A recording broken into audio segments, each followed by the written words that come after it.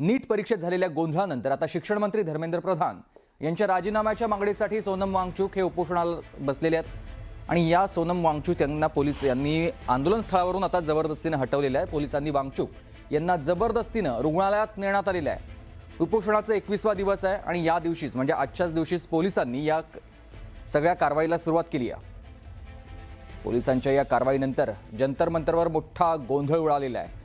Jantar मंतरवर police मोठ्या संख्येने तैनात करण्यात आलेले आहेत। गेल्या 21 दिवसांपासून सोनम वांगचुक हे सध्या आंदोलन करतात आणि आज 21व्या दिवशी पोलिसांनी त्यांना रुग्णालयात दाखल केलेलं आहे। प्रशांत लीला रामदास माझे सहकारी आपल्याला सविस्तर माहिती दिल्लीमधून थेट देतात। प्रशांतजी, खास करून जर बघितलं तर साधारणतः गेल्या 21 दिवसापासून आजचा 21वा दिवस होता।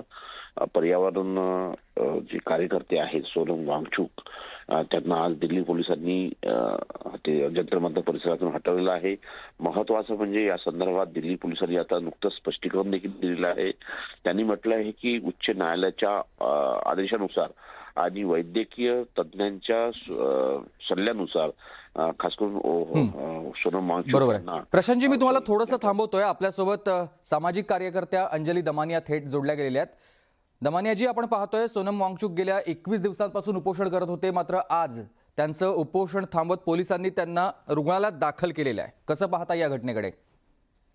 अतिशय निर्दयी सरकार आहे, अतिशय निर्दयी सरकार, ज्यांना हृदय नाही, ज्यांना भावना नाही, ज्यांना संवेदना नाही, काही नाही आणि लोकशाहीचा त्यांना अर्थ कळत नाही। कारण आंदोलन गुंडांना कळणारच नाही, कारण ही माणसं राजकारणाला म्हणजे खरंच जे पूर्वीचं राजकारण होतं ज्याच्यात डिग्निटी होती, ज्याच्यात लोकांसाठी संवेदना होत्या, ज्याच्यात उपोषणाला आंदोलनाला जागा होती, वाव होता। पण या सरकारला मी म्हटलं गुंड सरकार का म्हटलं, कारण यांना फक्त दडपशाही येते, यांना फक्त सत्ता दिसते, तोडफोड, पक्षांची तोडफोड, गणित जमवणं हीच यांना कळतं। कोवळी भावना नाही कळत, लोकांसाठी लढणं नाही कळत आणि म्हणून यांनी 21 दिवस, तब्बल 21 दिवस ढुंकून सुद्धा बघितलं नाही त्या उपोषणाकडे। खरं तर चर्चा करणं हे सगळं त्यांना भाषाच कळत नाही आणि कुठेतरी आता पार्लमेंटचा सेशन आहे त्याचा आपल्याला त्रास होईल। आंदोलन जर मोठं झालं तर त्याचा 20 तारखेला त्रास होऊ नये म्हणून 18 तारखेला त्यांना उचललं आणि एक्झॅक्टली हेच मी अभिजितला परवाच सांगितलं। मी परवा जेव्हा दिल्लीला गेले होते मी अभिजितला हेच सांगितलं की 18 किंवा 19 तारखेला ते उचलतील आणि हॉस्पिटलमध्ये टाकतील, म्हणजे तुम्हाला आंदोलन करता येणार नाही। पण मला असं वाटतंय की खरं आंदोलन हे झालंच पाहिजे। 20 तारखेला शांतता पूर्ण झालं पाहिजे। कोणत्याही परिस्थितीत धर्मेंद्र प्रधानचा राजीनामा हा झालाच पाहिजे, कारण अकाउंटेबिलिटी या देशात आणणं फार फार फार गरजेचं आहे। खरं तर धर्मेंद्र प्रधान यांचा राजीनामा मागण्यासाठी हे आंदोलन सुरू झालं आणि त्यानंतर आता 21वा दिवस आहे, पण त्यावर सरकार काहीही बोलत नाहीये। सरकार आता कारवाई करण्याऐवजी किंवा कोणताही संवाद साधण्याऐवजी थेट आता रुग्णालयात दाखल करणं असो किंवा इतर सगळ्या गोष्टी सुरू झालेल्या आहेत। ही दडपशाही सुरू आहे सरकारची। अगदी दडपशाही की पूर्वीच्या काळची जे राजकारणी होते आणि आताचं जे राजकारण आहे त्याच्यात जमीन आसमानाचा फरक आहे।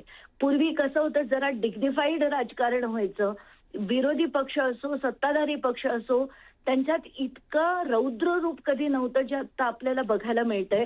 कारण ह्या माणसांना आता भावना उरलेल्या नाहीत, यांना फक्त आणि फक्त दडपशाही करता येते आणि याचीच मला भीती होती की त्या माणसाला तुम्ही 21 दिवस उपोषण शरीराचे सगळे म्हणजे त्यांचं मी तुम्हाला सांगते ना, युरिक ऍसिड 11.8 होतं परवाच्या दिवशी, आता आणि वाढून किती झालं असेल मला माहित नाही। म्हणजे फॅट संपलं, मसल वेस्टिंग होईपर्यंत, ऑर्गन्स अफेक्ट होईपर्यंत तुम्ही त्यांना उपोषण करायला लावलं आणि नंतर उचलून दडपशाही करून त्यांना हॉस्पिटलमध्ये टाकलं। काय माणसं आहेत ही, काय राजकारणी आहेत। आणि आपल्या देशात म्हणून मी म्हणते ना, अनग्रेटफुल कंट्री आहे आपली, की इतक्या चांगल्या व्यक्तीला की जो एज्युकेशनसाठी काम करतोय, जो लडाखच्या अपलिफ्टमेंटसाठी काम करतोय, त्या माणसाला जर तुम्ही ही ट्रीटमेंट दिलीत तर अतिशय वाईट वाईट वाईट वाटते मला हे बघून, खूप वाईट वाटते नक्कीच आणि खूप राग आहे। नक्कीच धन्यवाद आपण दिलेल्या या प्रतिक्रियेसाठी. यानंतर आपल्यासोबत थेट शिवसेना उद्धव बाळासाहेब ठाकरे पक्षाच्या प्रवक्त्या सुषमा अंधारे ताई आहेत. सुषमाजी, आपण पाहतोय गेल्या 21 दिवसांपासून उपोषण सुरू होतं, मात्र कोणतीही चर्चा या दरम्यान सरकारनं केली नाही आणि 21 दिवसानंतर आज सोनम वांगचुक यांना अचानक पोलीस आले, मोठा फौजफाटा आहे त्यांच्यासोबत, रुग्णालयात घेऊन गेलेले आहेत. बाकी आंदोलक मात्र त्या ठिकाणी आहेत, आंदोलन करतायत. या सगळ्या गोष्टीला ते विरोध करत होते. वांगचुक यांना उपचाराची गरज होती हे सगळं ठीक आहे, पण आंदोलकांच्या वतीने एक मोठी डॉक्टरांची टीम जंतर मंतरवर होती. विशेष म्हणजे या सगळ्या आंदोलनाच्या दरम्यान 20 तारखेला एक मोठा मार्च जंतर मंतरवर निघणार होता आणि त्यासाठी देशभरातल्या सगळ्या विरोधी पक्षांचे लोक या मार्चला उपस्थित राहणार. विशेष म्हणजे पहाटे 4 पर्यंत माझ्या सकट सगळे तिकडे होते. आता अचानक ही सगळी अशा पद्धतीची कारवाई सरकारने करणं ही दडपशाही आहे. म्हणजे आंदोलकांशी एकही शब्द न बोलता आंदोलकांना थेट अशा पद्धतीने त्यांना उचलणं किंवा त्यांच्यावर जबरदस्ती करणं हे मला वाटतं लोकशाही प्रणालीच्या विरोधात आहे. मात्र भाजपाकडून आपण काही लोकशाही व्यवस्थेची अपेक्षा करावी अशी काही परिस्थितीच नाहीये. नक्कीच धन्यवाद आपण दिलेल्या या प्रतिक्रियेसाठी.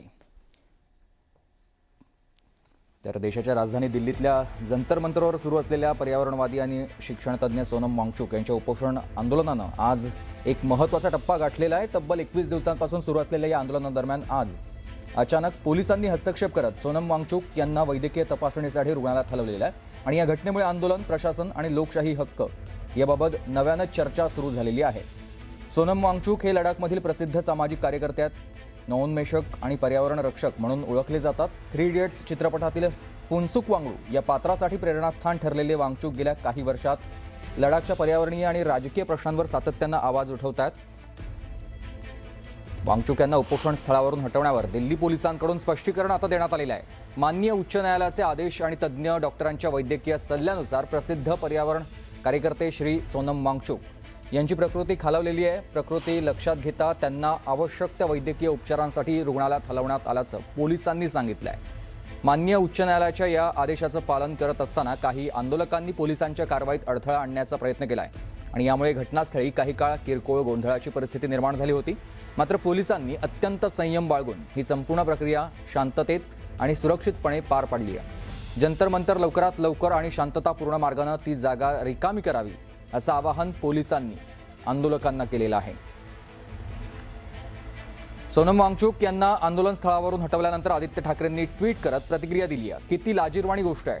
भारतात लोकशाहीचा गळा ज्या निर्लज्जपणे आणि बळाचा वापर करून घोटला जात आहे ते संपूर्ण जग पाहतोय. एका अकार्यक्षम मंत्र्याविरोधात विद्यार्थ्यांनी केलेल्या शांततापूर्ण आंदोलनांनाही आता परवानगी दिली जात नाहीये असं ट्विट आदित्य ठाकरे यांनी केलेलं आहे.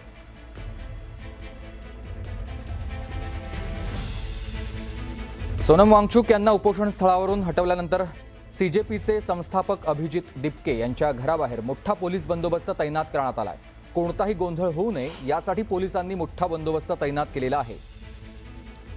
एका बाजूला सोनम वांगचुक यांना रुग्णालयात दाखल करण्यात आलंय. पोलिसांनी मोठा फौजफाटाने तिथल्या सगळ्या कार्यकर्त्यांना बाजूला करत सोनम वांगचुक यांना थेट रुग्णालयात दाखल केले. तर दुसऱ्या बाजूला सीजेपी या सगळ्या ज्याची सुरुवात ज्या सगळ्यामुळे झाली होती त्या दिपके यांच्या घराच्या बाहेर देखील पोलिसांनी मोठा बंदोबस्त तैनात केलेला आपण पाहतोय.